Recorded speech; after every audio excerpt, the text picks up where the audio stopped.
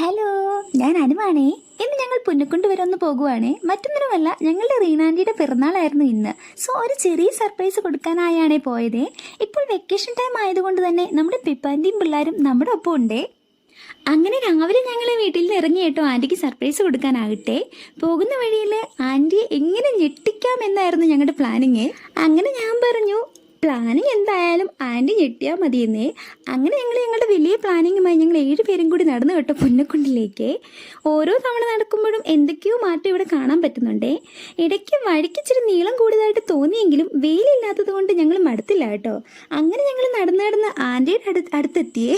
Anti ആണെങ്കിൽ എന്നെ കണ്ടപാടെ ഓടി അകത്തൊളിക്കാനായിട്ടേ. ഞാൻ വീഡിയോ ഓഫാക്കില്ലെന്ന് ഉറപ്പായതുകൊണ്ട് കാണുമെന്ന് തോന്നുന്നു. ആൻറ്റി പിന്നെ പുറത്തേക്ക് വന്നു കേട്ടോ. പിന്നെ ഞങ്ങൾ കൊണ്ടുപോയ കുഞ്ഞു ഗിഫ്റ്റ് എല്ലാം ആൻറ്റിക്ക് കൊടുത്തേ. ആൻറ്റിക്ക് സന്തോഷമായി, ഞങ്ങൾക്ക് സന്തോഷമായേ. അത് കഴിഞ്ഞ് ഞങ്ങൾ അവിടെ ഇരുന്ന് വർത്താനം പറയുന്നതിൻ്റെ ഇടയിലാണ് കേട്ടോ ഒരു ഫോട്ടോഗ്രാഫറെ കണ്ടെത്തിയതേ. ആള് ചാർത്താണെങ്കിലും വലിയ ഫോട്ടോഗ്രാഫറാണേ. ഒരു ചാടയും കാണിക്കാതെ ഫോട്ടോസ് പറന്ന് എടുത്തു തരും കേട്ടോ. നമ്മുടെ സ്വന്തം സഞ്ജുക്കുട്ടനാണേ അതേ. അതിൻ്റെ ഇടയ്ക്ക് ഇതും കൂടി പറയാവേ, ഒരാൾ എപ്പോഴും വേണം അവൻ്റെ അസിസ്റ്റൻ്റ് ആയിട്ടേ. അനു അച്ചുവാണ് കേട്ടോ ഇപ്പോഴത്തെ അവൻ്റെ പുതിയ അസിസ്റ്റൻറ്റുമാരെ.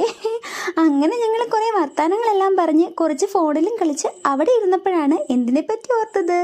അതെ, നമ്മുടെ പഴയ ആളെക്കുറിച്ച് ഓർത്തത്. പിന്നെ അവൻ്റെ പിന്നാലെ നടന്നു കേട്ടോ. അത് മറ്റൊന്നുമല്ല, നമ്മുടെ ഊണോക്കാർഡായിരുന്നു കേട്ടോ. ആൻറ്റിയും കൂട്ടി ഞങ്ങളൊരു കളിയൊക്കെ കളിച്ചു കേട്ടോ.